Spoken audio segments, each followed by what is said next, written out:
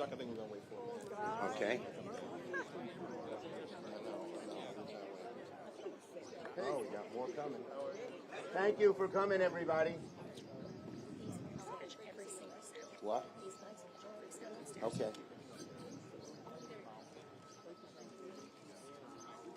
How are you? Good. I just happened to Very well.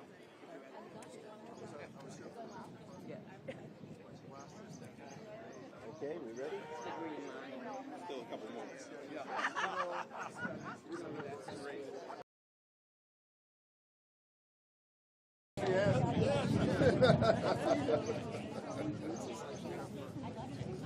Is everyone here? Okay, I want to welcome my Senate colleagues and my House colleagues here today to talk about Trump's first 100 days. Donald Trump's first 100 days can be defined by one big F word: failure. Failure on the economy. Failure on lowering costs. Failure on tariffs. Failure on foreign policy. Failure on preserving democracy. Failure on helping middle-class families. Today's new economic news showed that Donald Trump is running the American economy the way he ran his family business, into the ground. Into the ground. On tariffs, what a failure. It's a policy that's in total chaos. One day says one thing, one day says another thing. Maybe this country has tariffs, maybe this country won't. Even his policy advisors are at a loss to explain what he's doing. And as a result, instead of all of us in the world going after China, China now has allies all over the world going after us. Tariffs, a failure. On costs, Donald Trump said on day one he'd lower costs of American families. They are up and up and up. And the tariffs are making it worse. Costs will go up for about $4,000 for the average American family. People who have IRAs have lost close to $100,000. Small businesses, medium-sized businesses, large businesses are frozen because they don't know what Trump's going to do. And that constrains supplies and raises costs. Failure on foreign policy. Instead of standing up to bullies, Trump is succumbing to bullies. He's being bullied by the dictators of the world. And again, he's broken our alliances in Europe, and so all the world now looks askance at America. Failure on DOGE. DOGE was supposed to bring efficiency. What instead is it doing? Cutting Social Security, cutting medical research, cutting costs. Failure on helping American families.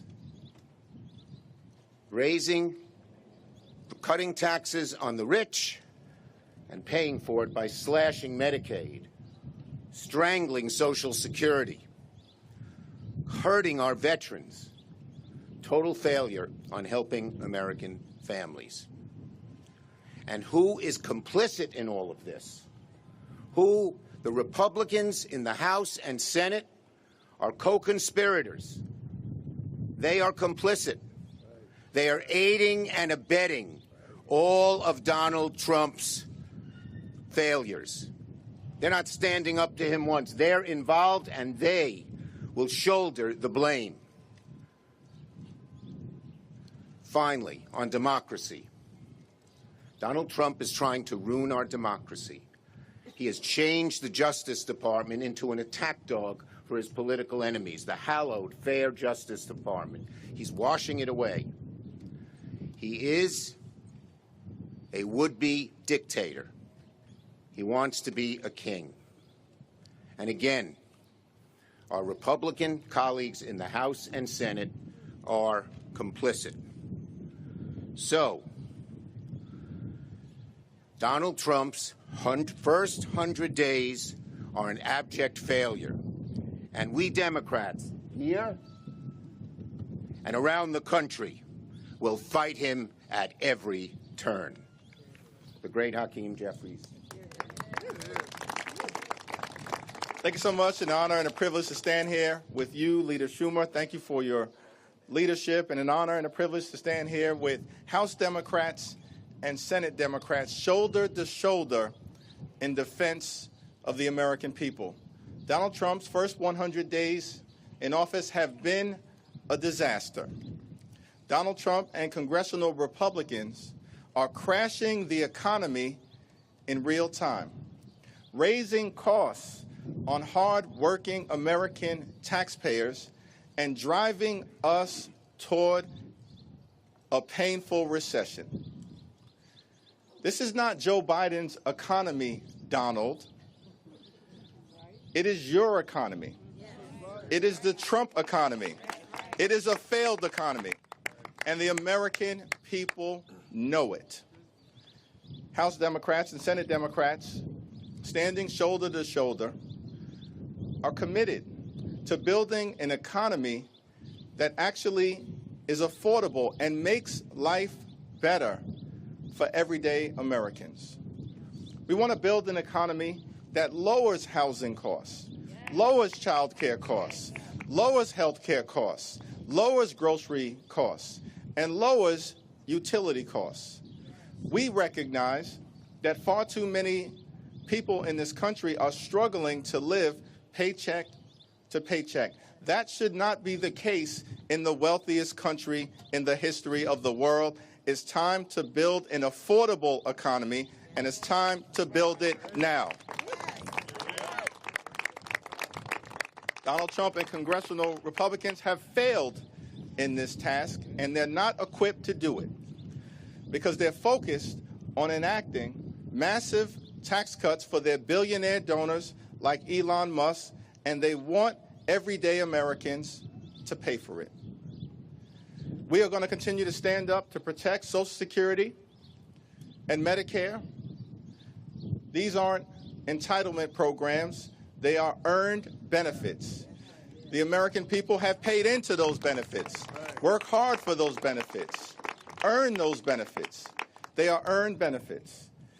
And let me be clear with our Republican colleagues and Donald Trump, Social Security is not a Ponzi scheme. Project 2025 is a Ponzi scheme.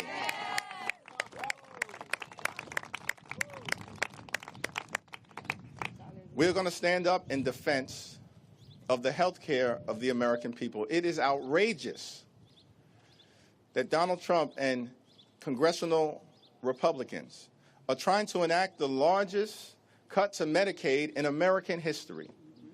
They will hurt families, hurt children, hurt seniors, hurt women, hurt veterans, and hurt disabled Americans. Hospitals will close, nursing homes will shut down, and people will die. This budget that Republicans are trying to jam down the throats of the American people at the direction of Donald Trump is unconscionable, unacceptable, and un-American. And Senate Democrats and House Democrats are going to do everything possible to stop this reckless budget in its tracks and bury it in the ground, never to rise again. Yes. Lastly, we have a message for our Republican colleagues. The House and the Senate are separate and co-equal branches of government. We don't work for Donald Trump. We don't work for Elon Musk. We don't work for far-right extremists. We work for the American people. And it's time for you to start acting like it or step out of the way so we can build the type of America that allows every single person in this great country to thrive. It's now my great honor to yield to the great Reverend Dr. Senator Raphael Warnock from the great state of Georgia. Good job, Hakeem. Good job. It didn't take us long to see what this Trump administration is all about. This is the worst first 100 days that this country has seen in a very, very long time. We are witnessing an all-out assault on our Constitution, an all-out assault on our norms and our values, an assault on the pocketbooks of ordinary people, but in a real sense, an assault on the spirit of the American people. They are trying to convince us that our neighbors are our enemies. We should know better than that by now, and we do. We went through a deadly pandemic in which if my neighbor was sick, while she was sick, I was potentially imperiled because it was an airborne disease. That didn't make my neighbor my enemy. That means I have an invested interest in my neighbor's health care, in my neighbor's ability to be covered. And so while there are politicians who want us to be wary of our neighbors, we ought to be wary of politicians who want us to be afraid of each other. They're trampling due process, striking fear in communities all across our country. They're firing the federal workers who serve our veterans. Many of them are veterans themselves. They have had the honor necessary to fight for us. And then they come back and they've got to fight with us to get ordinary respect for the work that they've already done and the work that they're trying to do. They're trying to shut down Social Security offices in Georgia and all across the country, drinking water safety offices. And why are they doing all of this? They're doing all of this in order to pay for a tax cut for billionaires, all the while adding billions of dollars, trillions of dollars over time to our national debt. But here's the thing that they're really trying to do. They are trying to weaponize despair. They're trying to so beat us down that we will be too soul weary to fight, and it's our job to prove them wrong. This country does not belong to the people in power. The power is in the people. And so I want the American people to be clear that we are fighting. In many ways, you will see our fight. Sometimes you will not see what the fights that we're engaged in, but know that we're fighting for ordinary people. Because we believe that if you center the people rather than the politics, you have a chance at getting the public policy right. That's right. And so we invite our Republican colleagues to join us. The doors of the church are open.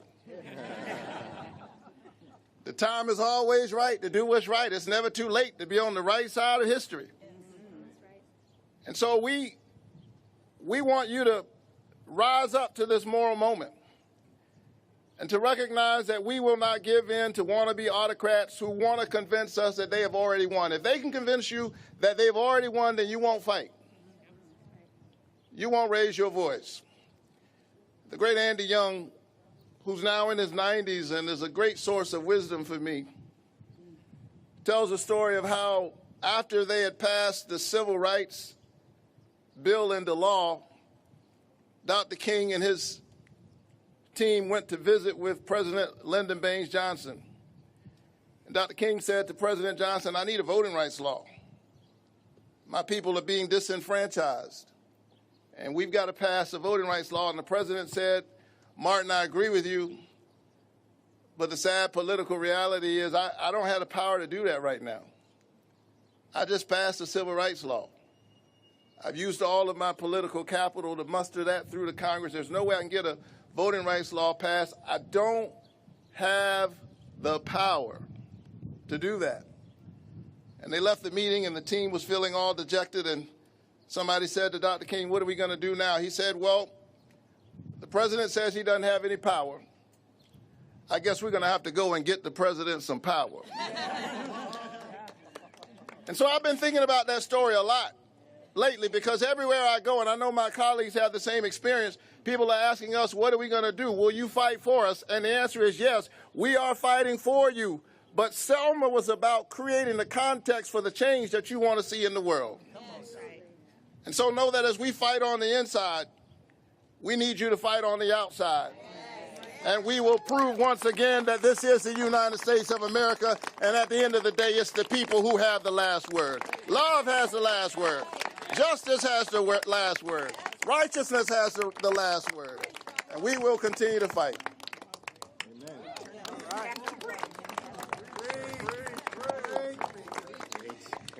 Thank you so much. What an honor and privilege to be here with Leader Jeffries, Leader Schumer. Thank you for bringing us together, and with my incredible Democratic colleagues in the House and the Senate, fighters, each one of them.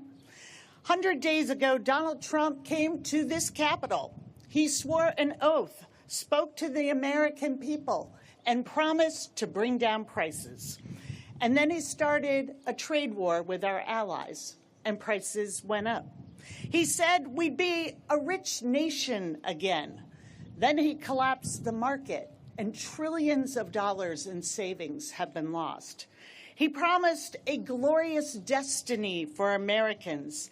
Then he executed an agenda of, by, and for the billionaire class. And now supermarkets are warning they may not be able to stock their shelves.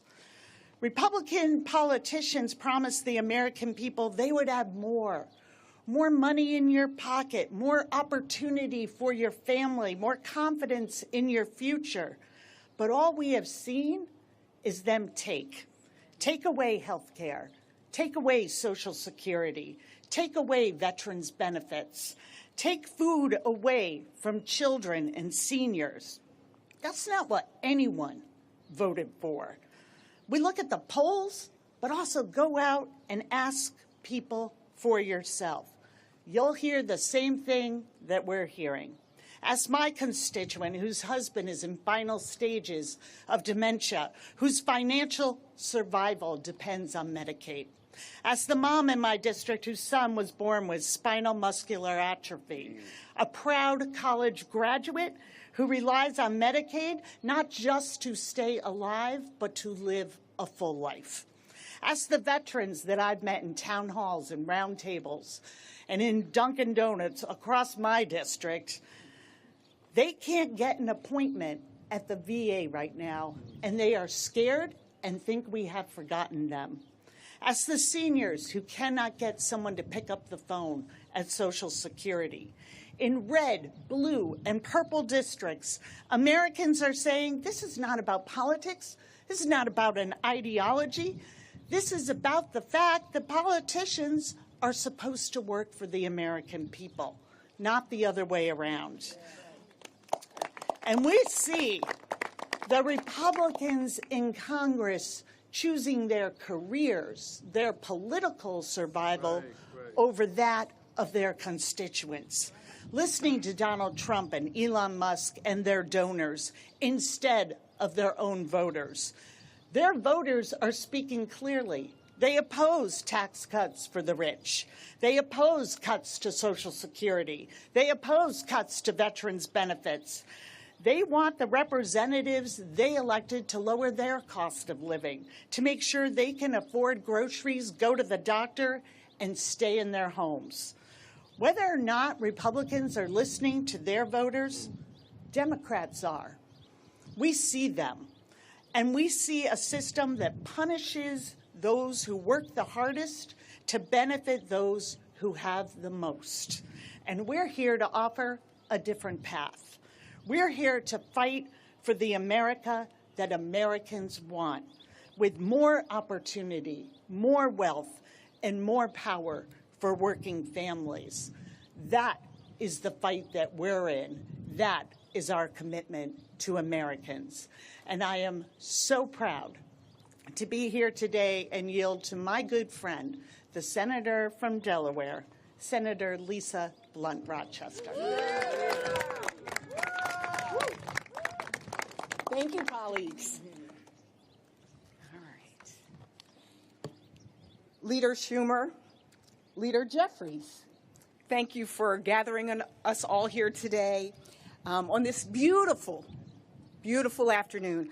As a former member of the House of Representatives, House members, and as a new member of the United States Senate, I have to say to everybody, I don't know about you, but when I look back and see this crowd, this is a beautiful sight to behold. Yes. Democrats coming together across the Capitol. So I start off by saying, it's good to see you. It's good to be with you. It's good to be in the fight together. All of us represent millions of Americans across this country, from every single corner of this country. We have constituents who may have different voices, may look different, may have different beliefs, and face different challenges every day. But there are two things that we are united on. One is that we love this country. Yeah. Get that straight. We love this country. And for so many of our constituents, and for us, we feel a sense of urgency in this moment. 100 days. Some of you may recall, if you know me, that in 2016 I was elected, having never run for anything in my life.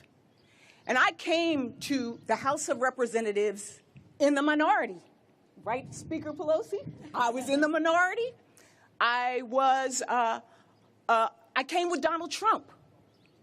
And so for me, this is not new. We made sure that every attempt to repeal, replace, tear up the Affordable Care Act, we did not let that happen because the people did not let that happen. Right.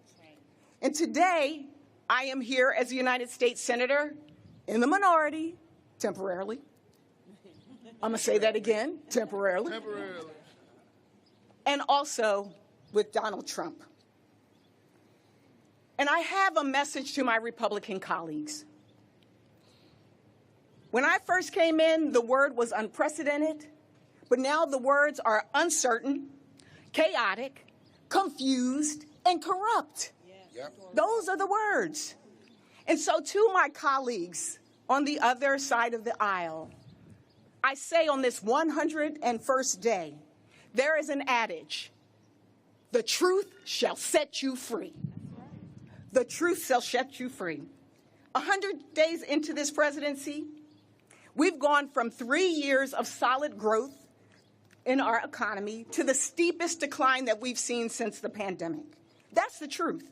Groceries are up, retirement savings are down. That's the truth. Outbreaks of measles and the avian flu, that's the truth. Right.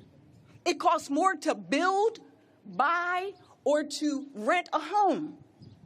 It's the truth. American citizens, including 2-year-olds and kids with cancer, are being deported without due process. Wow.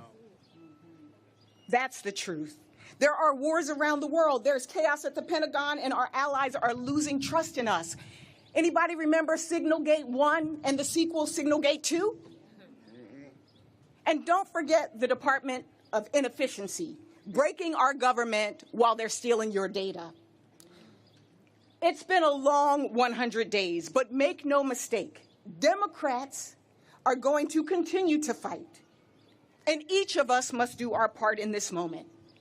We will sit in, right, Corey? Yeah. To protect Medicaid and the millions of Americans who rely on it. We will stand up for justice and the rule of law and due process. We will march for our rights. And across the Capitol and across the country, we will lock arms against hate, corruption, and darkness. We do this because this is our country. We do this because this is our democracy. And we do this because we recognize that we are all in this together. We are all in this together. And so I close with the song, but I'm not singing. I close with the song that I think represents what you see behind you. The song that is sung and danced to at every Black family reunion. We are family, and we got your back, American families. And it is my honor to now introduce the Minority Whip from the United States House of Representatives, Pete Aguilar, my friend. Thank you so much. Thank you so much, Senator. Leader Schumer, Leader Jeffries, Speaker Emerita Pelosi, and colleagues. For 100 days, Republicans have shown us who they are fighting for and what they care about. It's not the working families who asked for a little bit of help, a little bit of breathing room. It's not our veterans, our farmers, our teachers, or our seniors.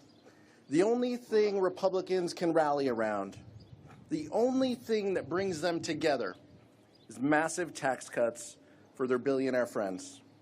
They're trying to pass a budget to cut Medicaid, to cut health care, to make health care more unaffordable and less accessible.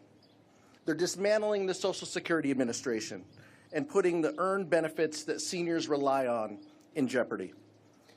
And Trump's reckless tariffs are driving our country towards a recession, which will put hardworking Americans out of work through no fault of their own.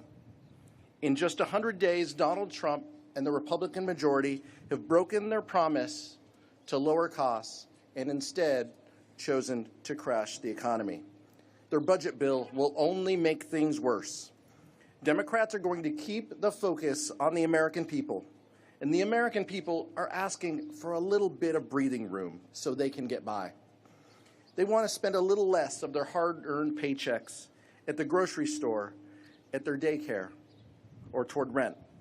We're going to focus on making life more affordable, making life easier for everyday Americans in these next 100 days, and at every turn until we flip the House and we flip the Senate and we put a check on the Trump administration's reckless economic policies. Thank you. Thank you for coming, everybody. Great moment.